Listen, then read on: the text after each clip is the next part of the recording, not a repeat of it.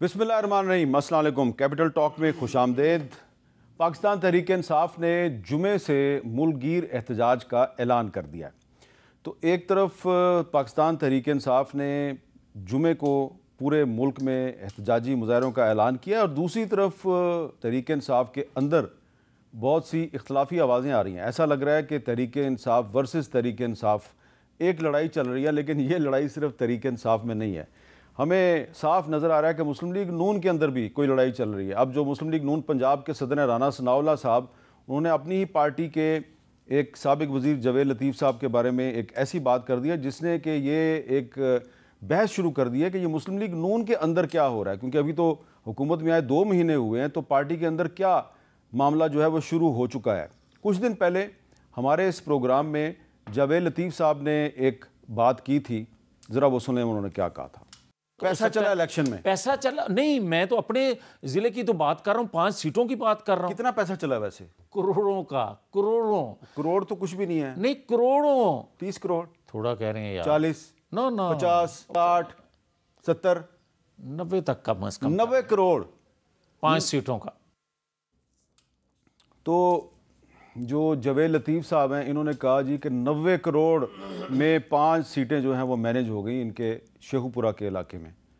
तो जो मुस्लिम लीग नून पंजाब के सदर राना सनाउल्लाह साहब, उन्होंने एक इंटरव्यू में कहा अगर राना तनवीर हार जाते तो जवेद लतीफ़ साहब बहुत पुरसकून होते। ये है राना सनाउल्लाह साहब का बयान। तो इसलिए हमने आज तकलीफ़ दिया जनाब राना तनवीर साहब को, जो वफाकी वज़ीर हैं बराए सनत व पैदावार और मुस्लिम लीग नून के सीनियर रहनुमा हैं। 1985 से वो इस पार्लियामेंट के मेंबर बनते आ रहे हैं। राना साहब बहुत बहुत शुक्रिया। राना साहब, आप वैसे आम तौर पे इस तरह की कंट्रोवर्सीज़ में नहीं अपना हिस्सा डालते, दूर रहते हैं, लेकिन आपकी मेहरबानी, मेरे इसरार पे आप तशरीफ़ ले आए हैं। मैं सिर्फ ये चाहता हूँ कि ज़रा ये वजाहत कर दें कि जी जवेद लतीफ़ साहब कह रहे हैं कि जी शेखुपुरा की 5 सीटें जो हैं वो 90 करोड़ में बिक गई और राना सनाउल्लाह साहब उनकी तरदीद कर रहे हैं, क्योंकि आपका ताल्लुक भी शेखुपुरा से है। ये क्या चक्कर है? देखिए जी, मैं मीर साहब पहले तो बड़ी मेहरबानी है, आपका शुक्रिया। हमारे भाई हैं, जब भी बुलाएं हम आ जाते हैं।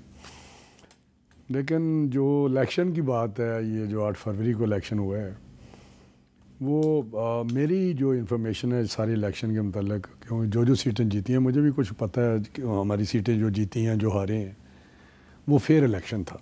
अच्छा, बिल्कुल 8 फरवरी को फेयर इलेक्शन था और शेखुपुरा में 100% फेयर इलेक्शन था। वहाँ पे कोई किसी किस्म की कोई इलेक्शन में ऐसी बात नहीं हुई। बाकी हमारे पार्टी के वो एक साथी हैं हमारे, मुझे हमदर्दी है, जीत जाते तो अच्छा होता। हमदर्दी है उनके साथ। नहीं, लेकिन राना सनाउल्लाह साहब का कहना है कि जी जवेद लतीफ़ साहब का मसला ये है कि राना तनवीर क्यों जीते हैं, तो उनकी आपसे क्या लड़ाई है? मुझे जहाँ तक याद पड़ता है कि ज़िला कौंसिल के ज़माने से ही आप का हाथ था। नहीं, हम बड़ा साथ इकट्ठे चलते रहे हैं। हम कुछ देर बाद जब ये पार्लियामेंट का हिस्सा बने हैं, तो पहले ज़िला कौंसिल लेवल पे या जो भी चलता है वो हमारे साथ होते थे। बल्कि बड़ा लंबी बात है, मैंने क्या बात करनी है उस पर, लेकिन मुझे नहीं पता। मैंने तो कभी उनके मतलब कोई ऐसे नहीं बात की। नहीं, आपने तो कभी बात नहीं की, ना करूँगा, और आज भी आप नहीं करना चाह रहे और ना करना चाहते थे। लेकिन क्योंकि राना सनाउल्लाह साहब ने कह दिया ना कि जवेद लतीफ़ का गिला ये है कि राना तनवीर क्यों जीते हैं। और मैंने सुना है वो कहते हैं NA 114 मेरा है। हाँ। तो वो कहता है जी वो उसको खोला जाए, ये कुछ किया जाए, इनकलाब इधर आया उधर नहीं आया। तो आप, क्योंकि मुझे इतनी तो मैं वजाहत कर सकता हूँ, 114 जो मेरे मुकाबले पे थे PTI के लोग, उन्होंने भी कहा है कि हम ठीक आ रहे हैं। उन्होंने कोई एप्लीकेशन नहीं दी मेरे हल्के में कि कोई री काउंटिंग की जाए या खोला जाए या कोई किसी किस्म की बात नहीं। ये जिन 5 सीटों का जिक्र कर रहे हैं जवेद लतीफ़ साहब, इनमें मुस्लिम लीग नून की कितनी हैं और PTI की कितनी हैं? मेरा ख्याल है जो मैंने वो बात सुना है वो तो शेखपुरा तहसील की बात करते हैं। अपने मेरे हलकों से उनका मतलब नहीं, गो उनको मेरे हलके पे भी इतराज़ है जो मैं सुनता हूँ। मेरे जो मुखालिफ इलेक्शन लड़े हैं उनको तो कोई इतराज़ नहीं है कि वो कहते हैं फेयर इलेक्शन। बल्कि जलील शरीफपुरी साहब हमारे ख़िलाफ़ हैं, मेरे ख़िलाफ़ थे। उन्होंने भी बयान दिया है कि जहाँ तक इस हल्के का तल्लुक़ है, क्योंकि वो वोट मांग रहे थे, क्योंकि मैं 100% कहता हूँ कि शेखुपुरा में और मेरे इस हल्के में फेयर इलेक्शन हुआ है। जलील शरीफपुरी साहब ने भी इनके बयान के बाद चलाया था। और क्या फिर मैं नाम क्या लूँ, उन्होंने कहा वो गलत बयानी कर रहे हैं।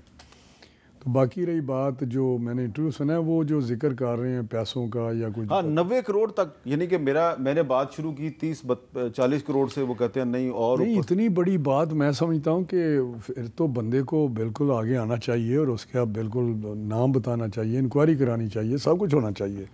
लेकिन वो जो बात कर रहे हैं ना, वो कहते हैं 9 मई के में मुलव्वस थे वो लोग, उनको फिर कामयाब वहाँ से भी निकलवाया गया 9 मई के केसेस से, फिर उनको कामयाब कराया गया और फिर उनको नोटिफाई कराया गया। इट मीन्स कि वो पीटीआई के लोगों की बात करते हैं जो वहाँ पे जीते हैं, जो इनके मुकाबले में जीता या दूसरे तहसील में इनके, यानी कि वो कह रहे हैं कि पीटीआई के लोगों को पैसे लेके जितवाया गया, ये वो बात करते हैं। आप सुन लें दोबारा लगा। हाँ हाँ, वो मुझे 9 मई का उन्होंने कहा ना, वहाँ से उनका नाम निकलवाया और सारा कुछ किया। मैं कहता हूँ ये सारी बातें गलत हैं, इस किस्म की बातें नहीं करनी चाहिए हमें। फेयर इलेक्शन था शेखपुरा में। अच्छा, लेकिन एक तासुर ये है कि मियाँ नवाज शरीफ साहब जो हैं वो जवेद लतीफ़ साहब को बहुत सपोर्ट करते हैं, और जवेद लतीफ़ साहब जो भी बात करते हैं वो नवाज शरीफ साहब के बिहाफ पे कर, ये बात दुरुस्त है? नहीं, मेरा नहीं ख्याल। मियाँ साहब बिल्कुल नहीं। मियाँ साहब वो करते हैं, इज्जत साहब की करते हैं, हमारे कायद हैं भाई, सारे हम उनके पैरोकार हैं, उन्होंने क्यों ऐसी मेरा नहीं ख्याल। अच्छा, ये तो एक सिर्फ स्पेसिफिक मामला है शेखुपुरे का, लेकिन एक और मामला ये है कि अब कुछ आपकी पार्टी के लोगों ने कहना शुरू कर दिया जी कि नवाज शरीफ साहब को तो पाकिस्तान आने से पहले ही पता था कि उन्होंने वज़ीर आज़म नहीं बनना। क्या ये बात दुरुस्त है? नहीं, मुझे तो नहीं, हमारा तो यही पार्टी का ख्याल था वो वज़ीर आज़म बने, और इस साल में भी जो रिज़ल्ट आए हैं उसमें भी बने। लेकिन उन्होंने खुद फैसला किया कि शहबाज साहब वज़ीर आज़म बनेंगे। अब मैं आपको एम्बेरस नहीं करना चाहता, ना ही मैं कोई बाल की खाल उतारना चाहता हूँ, लेकिन इरफान सिद्दीकी साहब जो हैं वो अब मुस्लिम लीग नून के सेनेट में पार्लिमानी लीडर हैं, वो क्या कहते हैं ज़रा सुनें। मियाँ साहब के पाकिस्तान आने से पहले उनके साथ जो मेरी 1-to-1 नशस्तें होती रहीं कि मियाँ साहब इस दफ़ा वज़ीर आज़म बनने का इरादा नहीं रखते, और जिस महफ़िल में हमारी ये गुफ्तगू हुई थी उसमें कोई नहीं था सिवाय मेरे और मियाँ साहब, और मियाँ साहब ने मुझे एक अहदनामा लेके मुझसे कहा था कि ये बात आपने डिस्क्लोज़ नहीं करनी है। मियाँ साहब बिल्कुल ज़हनी तौर पर चौथी बार वज़ारत उज़्मा के लिए आमादा नहीं थे। उनके जहन में शहबाज साहब का तस्वुर पूरी तरह मौजूद था। और तो अब ये बात तो बकौल इरफान सिद्दीकी साहब के ख़ुद नवाज़ शरीफ साहब ने उनको पाकिस्तान आने से पहले बता दी थी, लेकिन इलेक्शन में आपका नारा था पाकिस्तान को नवाज दो, और सारे कहते थे जी नवाज़ शरीफ साहब आ रहे हैं जी, पाकिस्तान के दोबारा चौथी दफ़ा वज़ीर आज़म बनेंगे। तो अब अगर इरफान सिद्दीकी साहब की बात हम दुरुस्त तस्लीम कर लें तो ये कहना गलत नहीं होगा कि आपकी पार्टी जो है वो अपने वोटर को धोखा दे रही थी? नहीं, देखिए हमारे पास तो कोई ऐसी इन्फॉर्मेशन नहीं, लेकिन हमारी ख्वाहिश थी, पार्टी ख्वाहिश थी, और बिल्कुल मेरी भी ख्वाहिश थी, सबकी ख्वाहिश थी कि नवाज शरीफ साहब ही वज़ीर आज़म बने। वो उनका अपना फ़ैसला है, जो हमें इलेक्शन के बाद उन्होंने बताया कि शहबाज साहब वज़ीर आज़म बनेंगे। मुझे तो इतना ही पता है कि हमारी ख्वाहिश थी, पार्टी भी चाहती थी, बल्कि शहबाज शरीफ साहब भी ये चाहते थे कि वो बने। हाँ, लेकिन उन्होंने जो भी फैसला किया उसको हम मानते हैं। अच्छा, अब ये बताएं कि अब ये जो तहरीक इंसाफ कह रही है जी हम तहरीक चलाएंगे, जुमे से वो तहरीक चला रहे हैं, तो हुकूमत आपको लगता है इस काबिल है कि उनकी तहरीक का मुकाबला कर सकती है? देखिए, मैं पीटीआई के मतलब बात करूं कि जब लंबी मैं बात नहीं करूंगा, 2014 में जो धरना हुआ, सारी सिलसिला चला, 2018 का फिर इलेक्शन हुआ, जो नवाज शरीफ साहब के साथ ज़्यादतियाँ की गई, जो केसेस बनाए गए, वो सब आपके हकीकत आपको पता है कि कितने झूठे बेसलेस केसेस थे। एक साजिश की गई जिसमें पाकिस्तान का असर हो गया। लेकिन 2018 में जो इलेक्शन हुआ उसका मैं बताऊं कि जिस तरह के भी नेकड किस्म की धांधली हुई थी, और जो पोलिंग स्टेशन थे वहाँ पे फार्म 45 क्या वो सफ़ेद चिट्टों पे, बल्कि पोलिंग एजेंटों को बाहर निकाल दिया जाता था, जहाँ रह भी जाते थे काउंटिंग के वक्त निकाल दिया जाता था, जो फिर भी खड़े होते किसी को दीवार की तरफ का मुंह लगा लें, जो उनके एजेंट थे हमारे, और सफ़ेद चिट पे उनको वोट नंबर लिख के दिए जाते थे। फिर RTS बिठाया, जो भी किया। जो मुझे याद है जब ये 13 का इलेक्शन हुआ था तो उस वक्त ये 4 हलकों की बात करता था इमरान खान, बाद में कमीशन भी बन गया, उसका रिज़ल्ट आ गया। 35 पंक्चर की बात करता था, पंक्चर की भी फिर उन्होंने खुद ही डिनाई किया कि मुझे तो पता नहीं, मुर्तज़ा पोया साहब ने बताया था या किसी ने बताया था, तो ये तो पॉलिटिकल एक स्टेटमेंट थी। लेकिन 2018 के बाद मैं उसका जवाब कहता रहा कि जो NA 119 था उस वक़्त, जो 113 है इस वक़्त, जो जहाँ मेरे भाई साहब इलेक्शन लड़े थे, राना अफजाल साहब, जिनका बेटा भी MNA हुआ है उस हल्के से, अफजाल साहब का, तो वहाँ मैं कहता रहा सिर्फ एक हल्का इमरान खान साहब खोल दें, क्योंकि असम्बली में मैं 10 दफ़ा मैंने कहा एक हल्का खोल दें, 4 तो छोड़ें ना, या 35 पंक्चर को छोड़ें। अगर वो हल्का ठीक है तो हम सारा मान जाएंगे कि ज़बरदस्त इलेक्शन 2018 में हुआ है। लेकिन एक हल्का इमरान खान बैठा होता था तो मैं कहता था कि एक हल्का खोल देना 119 NA 119। उसी तरह उन्होंने ये बयानिया अभी खड़ा कर दिया इलेक्शन से पहले, जो उनका तरीक़ाकार है सोशल मीडिया अपना, कि जी धांधली हो गया, धांधली हो गया ये 2024 में। और उससे आगे भी जाएंगे तो ये जो जो जो बात आप कर रहे हैं, अभी जो ज़िमनी इलेक्शन हुए हैं, इसमें किसी जगह किसी बंदे ने उनका फॉर्म 45 ऐसा है जो लिया नहीं है, वहाँ खुद काउंटिंग नहीं कराई, बैठ के काउंटिंग कराई है और वहाँ पे साइन किए हैं, फॉर्म 45 लिया है, वहाँ स्मूथ चले। इक्का दुक्का वाक़या इलेक्शन पे होते हैं लड़ाई झगड़े के, बाकी 100% स्मूथ चले हैं। उन्होंने इस पर भी खड़ा कर दिया। जुमे की बात कर रहे हैं ना कि एजिटेशन करना है, एहतजाज करना है ज़िमनी इलेक्शन के मतलब, जो मैंने सुना है। अब इस PTI का क्या करें जो इस तरह की तहरीक हो, जिसके बेसिस ही ठीक ना हो, जिसका एंगल ही ठीक ना हो, जिसके पीछे कुछ और उनका जो क्या क्या कहते हैं इरादे हों, या कोई और उनका टारगेट हो कि हमने डिस्टेबलाइज़ करना है, हमने ख़राब करना है चीज़ों को। वो कौन सा मौका है जब PTI वाले या उनकी लीडरशिप पाकिस्तान को ऐसा काम नहीं करते जिस पाकिस्तान को डैमेज हो, चाहे वो IMF को लेटर हो, चाहे सऊदी डेलीगेशन का विज़िट हो, यहाँ भी वो शेर अफजल मरवत गया, उससे बयान दिलाया गया, फिर वहाँ से बैकआउट कर जाते हैं, IMF के लेटर से बैकआउट कर जाते हैं। फिर जो उस वक्त भी IMF के जो प्रोविंशियल 2 इनके फाइनेंस मिनिस्टर से उन्होंने कहा गया कि आप लेटर लिखें IMF को, प्रोग्राम ना दें, तो इंस्टेबिलिटी भी क्रिएट किए रखते हैं पॉलिटिकल। तो मैं समझता हूँ कि ये उनका क्या इरादे हैं पाकिस्तान के मतलब, वो मुझे तो उसमें डाउट नहीं है, लेकिन सभी को नज़र आ रहा है। तो मैं समझता हूँ एहतजाज उनका करें, एहतजाज करते रहते हैं लोग, तो मैं समझता हूँ कि इस एहतजाज में वो फोर्स नहीं होगी, गवर्नमेंट उधर है वो हैंडल करेगी एहतजाज को। अच्छा, लेकिन जो स्टॉक मार्केट ऊपर जा रही है, तो ये आप नहीं समझते कि ये ट्रेंड जो है ये चलते रहना चाहिए? फिर अगर सियासी अदम इस्तेहकाम होगा तो फिर इकोनॉमिक स्टेबिलिटी तो नहीं आएगी, तो कोई बातचीत का रास्ता भी इनसे निकल सकता है? देखिए, डेमोक्रेटिक पॉलिटिकल जो होते हैं प्रोसेस या पॉलिटिकल हम लोग हैं, उसमें डायलॉग करने चाहिए, करने भी होते हैं। ये जमहूरी एक जो अमल है उसका हिस्सा होता है। लेकिन इमरान खान का जो रवैया है वो आपने देखा है कितना रिजिड किस्म का ईगो है, और कोई पता नहीं उसके क्या मामलात हैं। तो मैं समझता हूँ कि पहले तो वो एक नतीजे पे पहुँचे कि क्या मैंने पॉलिटिकल मेरा एटीट्यूड होना चाहिए, या मैंने वही फाशिज़म, या मैं वही इमरान खान जो मैं हूँ, जिसने जो पीछे 10-15 साल कारनामे किए हैं। तो उस पोजीशन में तो मेरा डायलॉग का कोई इतना फ़ायदा नहीं है, जो कम से कम जिसमें ये ना हो कि जी बैठे कोई इसका हल निकालें, या जिसके अंदर कोई किसी अपने मुल्क के लिए कोई थोड़ा सा साहस हो कि आगे बढ़े। तो मैं समझता हूँ कि पहले उसके जो रवैयों में तब्दीली आनी चाहिए, तो उसके बाद सोचा जा सकता है। अच्छा, आपके एक साथी हैं ख्वाजा साद रफ़ीक साहब, वो हमेशा डायलॉग को बहुत सपोर्ट करते हैं, और वो ये कहते हैं जी कि सियासी जो पार्टियां हैं उनके दरमियान बातचीत होनी चाहिए। लेकिन आजकल सोशल मीडिया पे उनका एक क्लिप वायरल किया गया है, और उस क्लिप में ऐसे लग रहा है कि ख्वाजा साद रफ़ीक साहब ने शहबाज शरीफ साहब के ख़िलाफ़ ऐलान बगावत कर दिया है। अच्छा, अब ये ऐसा लग रहा है कि साद रफ़ीक साहब इमरान खान के हक़ में बोल रहे हैं, लेकिन ये असल जो तकरीर थी, वो तकरीर में उन्होंने कहा क्या था, ज़रा वो भी सुने। नवाज शरीफ को डिस्क्वालीफाई किया, साजिश के तहत किया। क्या किया था नवाज शरीफ ने? क्या गुनाह था नवाज शरीफ का? कि वो जदीद पाकिस्तान बना रहा था।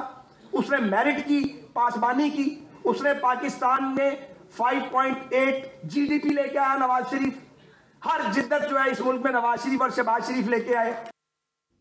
अच्छा, अब ये तकरीर जो है ना, साद रफीक साहब ने, ये लाहौर में एक सेमिनार था, वहाँ पे उन्होंने तकरीर की थी और इत्तफाक की बात है कि मैं भी वहाँ पर मौजूद था और मैंने भी एक तकरीर की थी। तो इसलिए जब मैंने ये सुना तो मैंने कहा ये कुछ देखा देखा सा लग रहा है।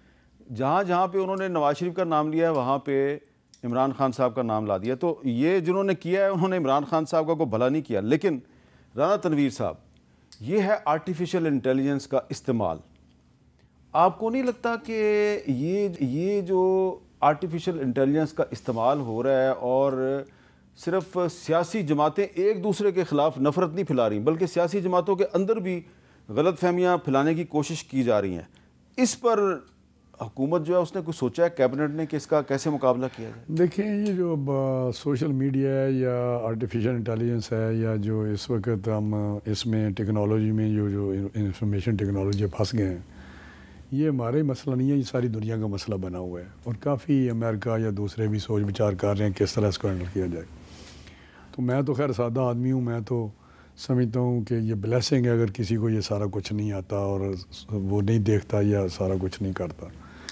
अभी आप यही देख लें या बहुत सारी चीज़ें देख लें। मैंने अभी ज़िमनी इलेक्शन में, अपने बाई इलेक्शन में जो अभी हुआ है मेरा, जो मैंने सीट छोड़ी थी MPA की, विकेट की थी, वहाँ मेरे भाई साहब अफजाल साहब खड़े थे, उनको खड़ा हमने किया जी। तो वहाँ पे हमारे बड़े जो स्टार थे, जो बड़े बड़े सपोर्टर थे, बल्कि मेरा एक MPA का भी वहाँ पे ये बना के चला दिया कि मैं PTI के बंदे को सपोर्ट कर रहा हूँ। वो रात दिन बेचारा मेहनत कर रहा है, मर रहा है अपनी PMLN के कैंडिडेट के लिए, क्योंकि वो बड़ा हमारा स्ट्रॉन्ग, एक बड़ा अहम आदमी है, PMLN का MPA भी है। तो ये सारे काम हो रहे हैं और वो बेचारा रो रहा है कि जी मैं क्या करूँ इसका, ये देखिए ये क्या चल रहा है। तो दिस इज़ वेरी अनफॉर्चुनेट। हमें इसका कुछ करना चाहिए। हमारी ऐसे सोसाइटी भी मुतासर हो रही है, सिस्टम भी मुतासर हो रहा है, लोग इंडिविजुअली भी मुतासर हो रहे हैं। तो मैं समझता हूँ ये बहुत ही ऐसी मेहनत है, ये ऐसा एक सिलसिला चल गया है ये बड़ा, बल्कि अब तो आम तौर पे भी कहा जा रहा है कि ये आर्टिफिशियल इंटेलिजेंस है, ये फ्यूचर में बहुत इसके जो नताइज निकलेंगे, बड़े भयानक नताइज निकलेंगे। बहरहाल इसके पॉजिटिव नताइज भी निकल सकते हैं अगर आप इसका सही इस्तेमाल करें। सही इस्तेमाल मीसा मुझे बताएं कि जो चीज़ भी है वो ह्यूमन नेचर है, उसको हम दूसरी तरफ लेके जाते हैं और स्पेशली हमारी कौम जो है वो उसका इस्तेमाल जो है दूसरी तरफ ले जाती है। स्पेशली मैंने कहा बाकी सारी दुनिया में भी है, कोई ना कोई एक सेगमेंट ऑफ सोसाइटी ये करते हैं ये काम, लेकिन अभी जो PTI है वो इसका इस्तेमाल कर रही है। चाहे उनके बेसिस लंदन में हैं बने हुए, वहाँ पे सेल बनाए हुए हैं, या पाकिस्तान में हैं। तो हमें लोग कहते हैं, तो आपके भी लोग कुछ बैठे हुए नहीं, हमारे लोग कहते हैं कि खुदा के लिए अभी इस फील्ड में थोड़ा सा कुछ करें, लोगों को बिठाएं या कोई आप कोई इसमें क्या कहते हैं थोड़ा इन्वेस्ट करें। तो हमारी पार्टी पे लोगों को ये गिला ज़रूर है कि आप इस सोशल मीडिया में या आर्टिफिशियल इंटेलिजेंस में बहुत आप पीछे हैं, इस पे काम करें। और अच्छा, अब क्योंकि आपके पास फूड सिक्योरिटी का भी चार्ज है, ये बताएं कि पंजाब के किसान जो हैं वो बड़ी शिकायत कर रहे हैं कि गंदम की उनको मुनासिब कीमत नहीं मिल रही और हुकूमत उनसे गंदम नहीं ख़रीद रही, और वो भी कह रहे हैं हम भी एहतजाज करेंगे। नहीं, देखिए, ये मैं समझता हूँ कि ये बात दुरुस्त है और मैं समझता हूँ कि ये हमें इंश्योर करना चाहिए कि जो किसान है, जो उन्होंने पैदावार जो उन्होंने काश्त की, उस वक्त इनपुट्स जो डाले वो ये समझ के डाले, इसलिए काश्त की कि ये प्राइस है और ये हमें मिलेगी। अब प्राइस वो नहीं मिल रही क्योंकि प्रोक्योरमेंट उस तरह गवर्नमेंट नहीं इंटरवीन कर रही है इसमें, जो ट्रेडिशनली करते थे। कि सपोर्ट प्राइस है, सपोर्ट प्राइस में स्टेपल फूड है, स्टेपल फूड में हमेशा जो सपोर्ट प्राइस होती है, सारी दुनिया में कोई ना कोई जो क्रॉप है वो नोटिफाइड है कि ये स्टेपल फूड है, ये हम इसको सपोर्ट प्राइस करेंगे, जिस तरह चाइना में राइस का है। बाकी तो सारे चावल हैं हमारे यहाँ। अगर अगले सीजन में किसानों तो मैं समझता हूँ कि गवर्नमेंट को इसमें आगे आना चाहिए। और बिल्कुल, ताकि रोटी की कीमत 16 रुपये ही रहे ना। हाँ, ताकि टारगेट हमेशा वो सारी नहीं प्रोक्योर करते, ये मैं बताऊँ 20% 25% टोटल प्रोडक्शन का करते हैं, लेकिन प्रोक्योरमेंट जो भी करनी है, जो भी टारगेट है, जो कि टारगेट है, तो इमीडिएट हमें प्रोक्योरमेंट शुरू कर देनी चाहिए, ताकि उसका ये फैक्टर प्रिवेंशन। आप कह रहे हैं कर देनी चाहिए। हाँ, कर देनी चाहिए। आप पंजाब गवर्नमेंट से कह रहे हैं? मैं सारे प्रोविंसेस से कह रहा हूँ। सारे प्रोविंसेस हाँ, सारे कह रहा हूँ। मैंने लेटर भी लिखा है। इमीडिएटली गंदम की प्रोक्योरमेंट शुरू मैंने लेटर भी लिखा है। अच्छा, लेटर भी लिख दिया? मैंने लेटर लिखा है सारे ऑनरेबल चीफ मिनिस्टर्स को कि आप इमीडिएटली इसकी प्रोक्योरमेंट शुरू करें, ताकि आपकी इंटरवेंशन से वो स्टेबलाइज हो जाएगी मार्केट। बाद में आपका टारगेट पूरा हो जाएगा, फिर थोड़ा सा मार्केट बेहतर हो जाएगी, उसके सेंटिमेंट्स बेहतर हो जाएंगे और वहाँ पे जो करेक्शन है वो हो जाएगी। तो मैं समझता हूँ हमें आगे बढ़ के 2-4 दिन में शुरू करनी चाहिए। बहुत बहुत शुक्रिया। राना तनवीर साहब ने एक अच्छी खबर सुनाई है पंजाब के किसानों को कि इनकी जो वजारत है, फूड सिक्योरिटी की वजारत है, उसने तमाम सूबों को ख़त लिखा है कि जनाब जो किसान हैं उनसे गंदम की ख़रीदारी शुरू कर दें। और इनका ताल्लुक मुस्लिम लीग नून से है और पंजाब में मुस्लिम लीग नून की हुकूमत है। बाकी सूबों में भी प्रोक्योरमेंट शुरू हो जानी चाहिए, लेकिन राना साहब ने पंजाब के किसानों को एक अच्छी खबर दी। उम्मीद है कि प्रोक्योरमेंट शुरू हो जाएगी। अब एक हम वक्फा लेते हैं और वक्फे के बाद हम पाकिस्तान तहरीक इंसाफ के एक सीनियर रहनुमा से बात करेंगे और उनसे पूछेंगे कि ये तहरीक इंसाफ में क्या रौले पड़े हुए हैं। वक्फे के बाद बात करेंगे सेनेटर हामिद खान साहब से।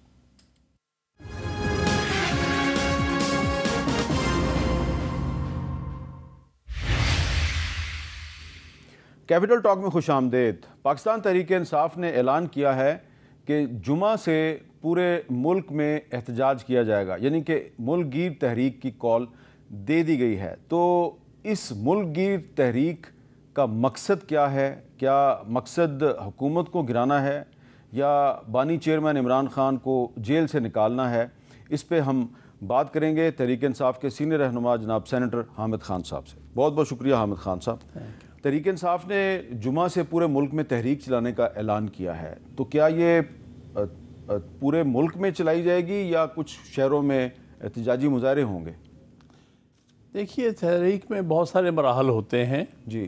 बहरहाल जो ऐलान है वो ये है कि मुल्कगीर ये एक तहरीक होगी जिसका मकसद बुनियादी तौर पर मुल्क में आइन की बहाली है। अच्छा। और इसका नाम भी आइन की बहाली के ही हवाले से तहरीक के तहफ़्फ़ुज़ आइन। तहफ़्फ़ुज़ आइन।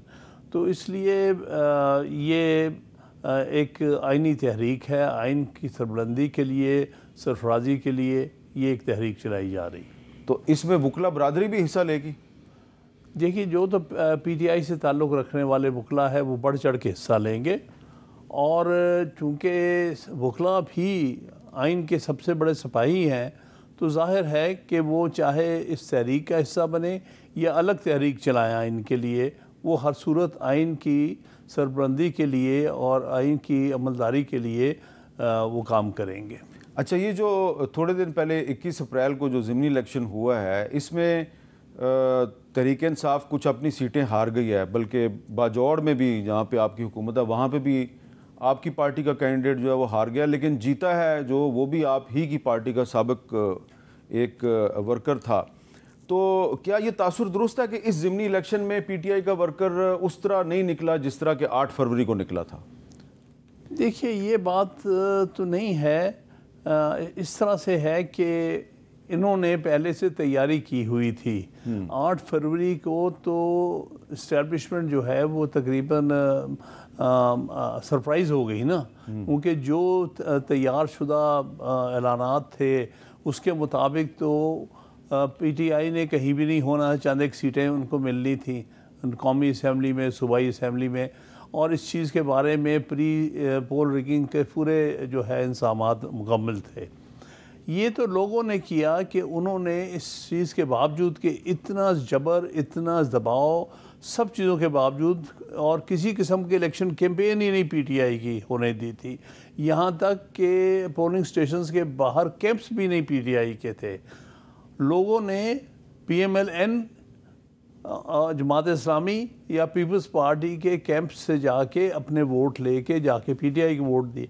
इसलिए एकदम ये हैरान कुन हो गए इलेक्शन कमीशन भी और सब कि ये क्या हो गया। उनके उम्मीदों के बरक्स वो इलेक्शन रिजल्ट्स आने शुरू हो गए। वो और बात है कि रात को आगे तैयार किया कि हमने रिजल्ट्स बदल देने हैं, जीतों को हराना है, हारे हुए को जिताना है, वो एक अलग बात। इस दफ़ा तो उन्होंने मुकम्मल तैयारी की हुई थी कि इस किस्म का कोई रिस्क नहीं, चाहे हमें पहले से बैलेट बॉक्स भरने पड़ जाए, चाहे हम कैंडिडेट्स को करीब ना लगने दें, चाहे कैंप ना लगने दें, इलेक्शन कैंपेन ना करने दें, उनको उठा लें, ये सारी तैयारी पहले से मुकम्मल थी और इस दफ़ा कोई किसी किस्म का चांस नहीं लिया गया। अच्छा, इस बाई इलेक्शन में एक चीज़ हमने देखी कि थोड़े दिन पहले पशीन में जो जलसा था वहाँ पे तो मौलाना फजलुर रहमान आपके साथ नहीं थे, लेकिन ये जो 21 अप्रैल का जो बाई इलेक्शन था इसमें कम से कम खैबर पख्तूनख्वा में एक जो सूबाई असम्बली की नशस्त है वहाँ पे उन्होंने अपना उम्मीदवार आपके उम्मीदवार के हक़ में विड्रॉ किया और आपका उम्मीदवार जीत गया, यानी कि सुन्नी इत्तेहाद कौंसिल। अब सुन्नी इत्तेहाद कौंसिल जो है उसके MPA जो हैं वो KPK की असम्बली में भी आ गए हैं और कौमी असम्बली में भी आ गए हैं, ठीक है। तो क्या अब सुन्नी इत्तेहाद कौंसिल एक पार्लिमानी पार्टी के तौर पे बन जाएगी और क्या इसके नतीजे में आपका जो मखसूस नशस्तों का मसला है वो हल हो जाएगा?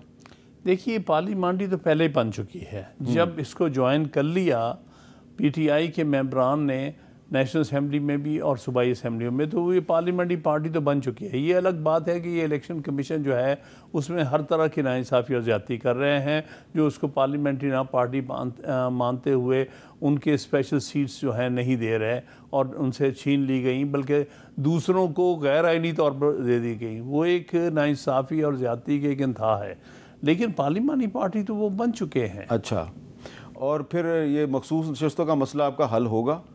देखिए, ये तो अब अदलिया पर है। अभी तक तो अदलिया की तरफ से हमें कोई अच्छे फ़ैसले नहीं इस हवाले से मिले। बहरहाल अब आखिरी मामला जो है सुप्रीम कोर्ट के सामने है। लाहौर हाई कोर्ट में भी एक फुल बेंच बना हुआ है, उसके सामने भी मामला चलेगा। और ये जो आपकी तहरीक है इसमें मौलाना फजलुर रहमान साहब अलहदा रास्ते पे चलेंगे, आप अलहदा रास्ते पे चलेंगे या किसी मोड़ पे आके आप इकट्ठे भी हो सकते हैं? देखिए, अगर मकासद एक होंगे तो हम इकट्ठे भी हो सकते हैं, लेकिन अगर तो आइन की हमने तहफ़्फ़ुज़ के लिए तहरीक चलानी है और यही मौलाना साहब ने चलानी है, तो फिर तो हमारे रस्ते इकट्ठे हैं। तो फिर उस सूरत में चाहे हम अलग करें चाहे इकट्ठे करें, लेकिन मकसद तो एक ही है ना। अच्छा, हामिद खान साहब, तहरीक इंसाफ के अंदरूनी इख्तलाफात को नई बात नहीं है, ठीक है। इसमें आप भी जब पार्टी के वाइस चेयरमैन थे और इमरान खान साहब जो हैं वो पार्टी के सरबराह थे, आप भी उनसे इख्तलाफ किया करते थे, आपके ख़िलाफ़ कार्रवाई भी होती थी। आज आप माशाल्लाह से अपनी पार्टी के सेनेटर हैं और खान साहब आप पे बड़ा एतमाद भी करते हैं, लेकिन वो मसला अभी तक मौजूद है। तहरीक इंसाफ के अंदर आज भी कुछ लोग जो हैं वो खुल कर बात कर रहे हैं, इख्तलाफ का इजहार कर रहे हैं, और इस सूरत हाल में जबकि पार्टी जो है वो कह रही है हम तहरीक चलाएंगे, तो जो अंदरूनी इख्तलाफात हैं ये आपके लिए मसला नहीं पैदा होंगे? देखिए, यकीनी तौर पे मसला बनेगा। असल वजह यह है कि पार्टी के चेयरमैन जो है वो पाबंद सलासल हैं, इसलिए उनकी तरफ से वाज़े मैसेजेस नहीं जाते। अब जो लोग उनको मिलते हैं और उनकी बड़ी महदूद तादाद है, या मोस्टली वकला मिल सकते हैं वो जो कि उनके ट्रायल में इन्वॉल्व हैं, या फिर जिनसे ख़ास तौर पर बहुत दिन पहले रिक्वेस्ट करके मिलवाया जाता है वो मिल रहे हैं। तो अब वो जो मैसेज लेके जाते हैं और जो बाहर आके उनका मैसेज देते हैं वो उनमें जो है तज़ाद नज़र आता है। इसकी वजह से इख्तलाफात भी ऐन मुमकिन है कि जो हमारे वर्कर समझते हैं कि उनका मैसेज है, उसको जब वो देते हैं तो वो एक्चुअली मैसेज नहीं होता। असल में बात यह है कि चेयरमैन भी हमारे वो भी पाबंद सलासल हैं, वाइस चेयरमैन भी। ये दो टॉप पोजीशंस हैं पार्टी की, दोनों के दोनों अभी तक जेल में हैं। इसलिए भी एक बहुत बड़ा मसला है कि हम वाज़े लीडरशिप ना होते हुए इस किस्म के इख्तलाफात नज़र आते हैं या तज़ाद नज़र आते हैं।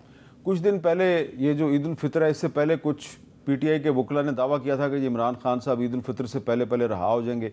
फिर जब वो रहा नहीं हुए तो फिर कुछ ख़वातीन, मैं हजरात की बात नहीं कर रहा, फिर कुछ ख़वातीन सामने आई और उन्होंने जो वकला हैं उन पर बड़ी तनकीद की, किधर चले गए जी और क्यों इमरान खान साहब रहा नहीं हुए। तो ये बताएं कि इमरान खान साहब अगर रहा नहीं हुए तो इसकी ज़िम्मेदारी वकला पे कैसे आती है? हरगिज़ नहीं आती।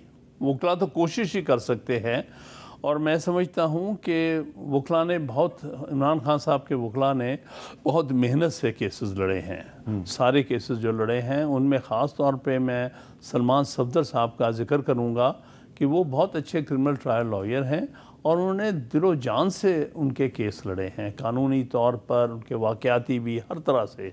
और उनकी टीम सारी जो है, मैं समझता हूँ कि जो लोग वकला पर खामखा इल्ज़ाम लगा रहे हैं वो कोई खान साहब की खिदमत नहीं कर रहे, वो बल्कि एक वकला के अंदर एक किस्म का तासुर पैदा कर रहे हैं, जिससे कि वो बजाय कि इनकरेज हों और खुल के काम और ज़्यादा मेहनत से काम करें, उससे ये होगा कि वो मायूस हो जाएंगे। और उससे नुकसान किसका होगा?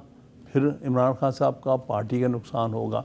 तो वो लोग जो इस किस्म की तनकीद करते हैं, ना उनको समझ है कानून की, ना उनको हकीकी मामला जो अदालतों में पेंडिंग हैं उनके बारे में पूरी तरह से इंफॉर्मेशन है, तो तनकीद बराए तनकीद की जाती है। इमरान खान साहब पे जो बड़े बड़े केसेस हैं उनमें उनकी कानूनी पोजीशन क्या है? आप बतौर एक कॉन्स्टिट्यूशनल एक्सपर्ट के क्या बताएंगे? मसलन साइफर केस जो है, जी हाँ, उसमें क्या पोजीशन है उनकी? साइफर केस बिल्कुल बनता ही नहीं है, और बल्कि अभी अपील के ऊपर बहस भी हो चुकी है, देखें उसका क्या फ़ैसला आता है।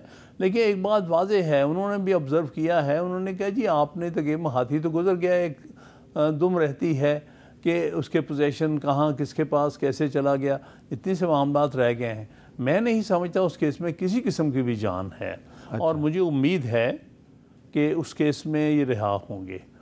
जहाँ तक दूसरे केसेस का ताल्लुक है, उनमें जल्दी में ट्रायल और बल्कि मिस ट्रायल चलाए गए हैं और उनको सजाएं दी गई हैं। मुझे यकीन है कि ये जो इद्दत वाला केस है, जी हाँ, ये इसके बारे में आपका उस पर भी अपील चल रही है।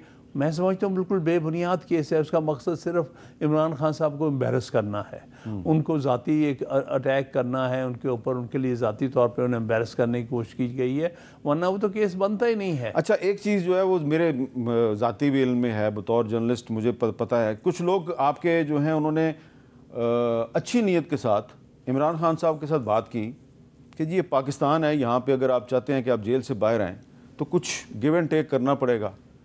तो इमरान खान साहब नहीं माने। तो आप समझते हैं कि अगर इमरान खान साहब जो हैं वो कुछ गिव एंड टेक कर लें तो वो रहा हो सकते हैं? देखिए, गिव एंड टेक का क्या क्वेश्चन है यहाँ पर? गिव एंड टेक किससे किया जाए? देखिए, पहले भी एक वक्त में इस्टेब्लिशमेंट के साथ वो A1 पेज पे आ गए थे। उसके बाद जो कुछ उन्होंने सफ़र किया है, जो कुछ उनके साथ बीती है, गुजरी है, सबके सामने है।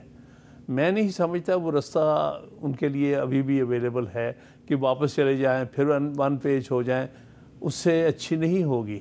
तो मैंने ये सवाल इसलिए पूछा कि आपकी पार्टी के अंदर से कुछ लोग ये कहते हैं कि अगर खान साहब खुद चाहें तो वो बाहर आ सकते हैं, लेकिन वो कोई डील करने के लिए तैयार ही नहीं है, तो इसलिए वो बाहर नहीं आ रहे। देखिए, ये बात हो सकता है किसी हद तक दुरुस्त हो, अगर वो फिर एक दफ़ा उनसे मामला तय कर रहे जैसे पहले मामला था, तो फिर उस सूरत में वो रिहा तो ज़रूर हो जाएंगे, लेकिन उससे उनका सियासी जो कैपिटल है वो बड़ा नुकसान उसको पहुंचेगा। कि इस वक्त कौम उनके साथ इस वजह से भी है कि उन्हें एक बहादुर सियासतदान के तौर पर एक स्टैंड लेते हुए देख रहे हैं कि उन्होंने हर तरह सफ़र किया है, लेकिन इन्होंने कोई समझौता नहीं किया। जब से अप्रैल 2022 के बाद से उन्होंने एक कंसिस्टेंट स्टैंस रखा है कि हम सिविलियन सुप्रीमेसी में बिलीव करते हैं, हम नहीं समझते कि किसी तरह भी फ़ौजी इस्टेब्लिशमेंट को सियासी मामलात में मुदाखलत करनी चाहिए। इस स्टैंड पर जब तक वो कायम रहेंगे, वो पोलिटिकली मज़ीद लोगों में हर दिल अजीज़ होंगे। अगर इस स्टैंड से पीछे हटते हैं, उसका नुकसान होगा। हामिद खान साहब, एक सवाल मैं आपसे जो करने लगा हूँ, ये बिल्कुल पाकिस्तान की जो ज़मीनी हकीकतें हैं उसके मुताबिक है। आपने कहा कि अगर उन्होंने कंप्रोमाइज़ कर लिया तो वो हर दिल अजीज़ नहीं रहेंगे, यानी पॉपुलैरिटी उनकी कम हो जाएगी। लेकिन पॉपुलैरिटी क्या मैटर करती है? क्योंकि पॉपुलैरिटी तो वहाँ मैटर करती है जहाँ पे कि जो वोटर है, वो जिसको वोट डाल रहा है, वो जीत जाए। तो आपका तो मौक़िफ़ है कि नहीं, हम वोट किसी को डालते हैं, जीत कोई और जाता है। तो फिर तो पाकिस्तान की जो ग्राउंड रियलिटी है उसके मुताबिक तो खान साहब जो हैं वो गलत स्टैंड लिया हुआ उन्होंने।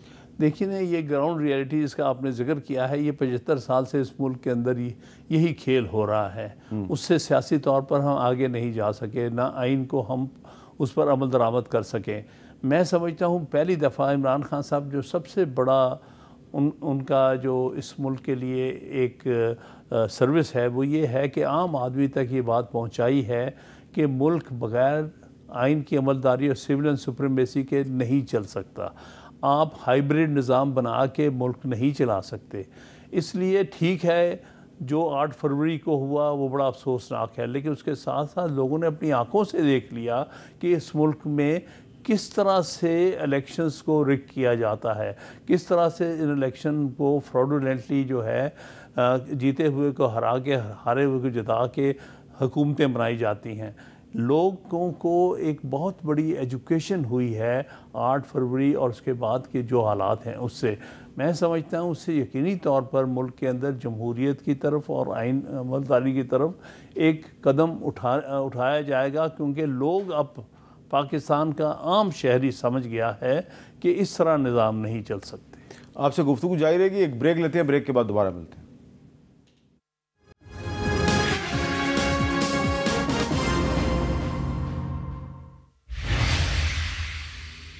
कैपिटल टॉक में खुशामदीद। हम बात कर रहे हैं पाकिस्तान तहरीक इंसाफ के सीनियर रहनुमा जनाब सेनेटर हामिद खान साहब से। हामिद खान साहब, एक तो आपकी हैसियत है तहरीक इंसाफ के एक सीनियर रहनुमा की, दूसरी आपकी हैसियत है एक वकील की, और तीसरी हैसियत है आपकी एक कॉन्स्टिट्यूशनल हिस्ट्री ऑफ पाकिस्तान के मुअर्रख की भी।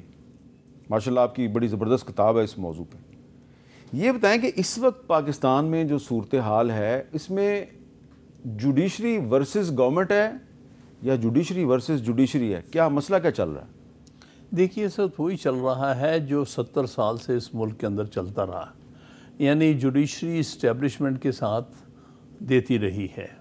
कभी कभी कुछ अरसे ऐसा होता रहा है जहां जुडिशरी ने कुछ अपनी आज़ादी या इंडिपेंडेंस का इजहार किया है, लेकिन एक दफ़ा फिर हम उस दौर से गुज़र रहे हैं जहाँ के अदलिया पूरी तरह से इस्टेब्लिशमेंट के फ़ैसलों के साथ है और उसको तक़वियत पहुँचा रही है। लिहाजा ये पाकिस्तान की जो 70 साल की तारीख़ है, अदालती तारीख़, जिस तरह से वो प्रो इस्टेब्लिशमेंट रही है वही हम आज भी। लेकिन हम देख रहे हैं कि हाई कोर्ट के जज जो हैं वो ख़त लिखते हैं कि उनके अंदरूनी मामलात में सिक्योरिटी एजेंसीज मुदाखलत कर रही हैं। उस पर फुल कोर्ट मीटिंग होती है तो उसमें तो जज साहिबान खुल के डिक्टेशन लेने से इनकार कर रहे हैं, तो आप कैसे कह सकते हैं कि वो इस्टेब्लिशमेंट के साथ खड़े हैं? ये एक उम्मीद की किरण है, ये एक बहुत बड़ा इवेंट है। मैं समझता हूँ कि जिस तरह 2007 में इफ्तिखार मुल्क साहब ने एक मिलिट्री डिक्टेटर सामने खड़े हुए थे तो उसके असरात हुए थे। मैं समझता हूँ ये अदालती तारीख़ में ये अगला बड़ा वाक़या है जहाँ एक पूरी हाई कोर्ट तकरीबन 75% उनके जजेस जो हैं उन्होंने खुल के इजहार किया है और पब्लिकली बताया है कि यहाँ पर क्या होता है बिहाइंड द सीन्स। तो मैं समझता हूँ ये एक बहुत मुस्बत चीज़ है, इसके असरात होंगे, लेकिन अभी तक हमें सुप्रीम कोर्ट इस मामले में वाज़े नज़र नहीं आई।